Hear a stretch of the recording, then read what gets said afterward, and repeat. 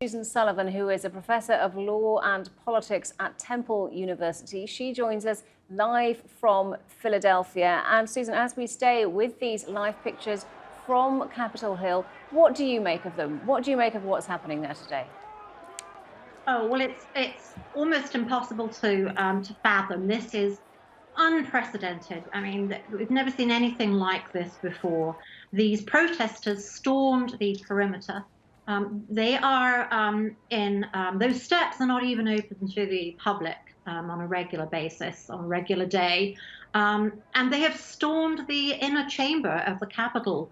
As Kelly said a moment ago, this was a critical day, and this should have been a formality after this fiasco since the election, with Donald Trump continuously trying to suggest that the election was stolen from him. We finally reached the point today, the last hurdle in this race. And as I said, it was supposed to be a formality. And this storming of this government building is just unprecedented. It's horrific. It's just not anything anyone has seen, not something that even the police expected. There is, I think, it's generally accepted that the police presence there is extraordinarily missing, inadequate. Right now, President Trump apparently sent out a tweet to let people know that federal forces, including the National Guard, are on their way to try and stabilize the situation. But, they've not seen this before. How do you address this violent mob without starting a gun war, without starting, making the situation worse? Already one woman has been shot. We hear she's in critical condition. We don't know who she is. And we understand now, I'm just hearing that apparently the protesters have now stormed into Nancy Pelosi's office. She, of course, is the leading Democrat in the House of Representatives. So this is an extraordinary, scary, disgraceful development by a very small number of people, clearly being encouraged. Clearly this is instigated by President Trump. He has not tweeted, as he so often does. He has not sent a tweet asking these protesters to stand down, his language of choice, to stop the violence. He has been markedly absent, other than to say federal troops are being sent in. And it's an unfolding, disgraceful situation. 2 hours till dark, when this is not under control. 2 hours from now, when night descends, I hate to think how this will escalate at that point. Well, Susan, as you point out, there is a curfew in place due to start at 6 p.m. local time. We have been looking at pictures of some police with armed police with riot shields. Do you think there is a fear that this situation won't be ended peacefully? Well, that is my biggest fear. I understand, of course, the mayor has instigated a 6 p.m. curfew. These people have stormed the Capitol. They've stormed the chamber. They've stormed people offices. They're not going to be in any mood, will not have the disposition to adhere to any type of curfew. This is a mob. This is a riot. This is not a group of people who are going to care that they're supposed to be indoors 2 hours from now. And yes, I guess I do fear that when we do have a large police presence, which is sorely needed, this is going to escalate. These Trump supporters are known to favor carrying weapons, including guns, and it's very likely that many of them will have guns. And as unexpected and as bizarre as this seems to me, yes, it may very well result in gunfire and cause a number of deaths. Well, so far from our view from outside, protests still, flag waving, no signs of anything other than peaceful protesting from what we can see right now.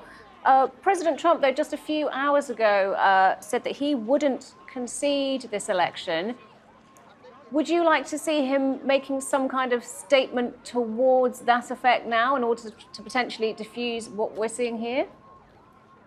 I think the only thing that will diffuse what we're seeing is a very direct, unambiguous, unequivocal tweet from Donald Trump saying, "Do not do this. Step down.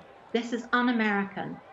If you support me, you must cease this violent behavior."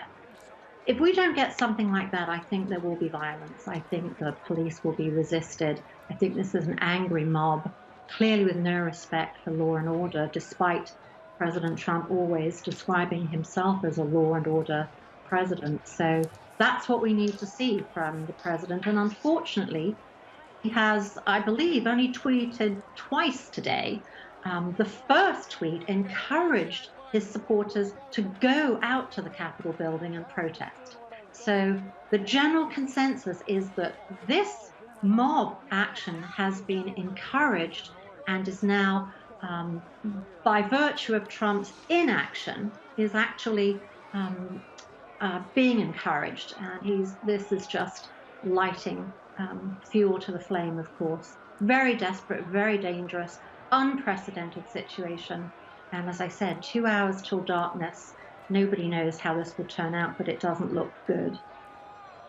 Well, as we continue to look at pictures, we can see some police dressed in riot gear, some other protesters still just massing on the steps. But while we look at these pictures, let's just talk briefly about the politics of this. How will Joe Biden want to start his presidency with this in the immediate short-term memory of people? Well, I think that the average American, including the average Trump supporter, is horrified by this. Of course, he is going to condemn this, and I think that will appeal to the vast, vast majority of Americans, including those who voted for Trump. There are 30,000 people here. 4 years ago, when Joe Biden lost the election, approximately 900,000, mostly women, protested Trump's election. Didn't see anything like this. No arrests. It was peaceful.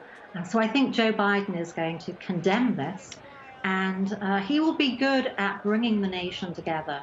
I don't think he's going to be troubled by appealing to the American public. What I do think is important politically is that today was a formality, an absolute formality, but there were senators, a handful, who decided to object to the process.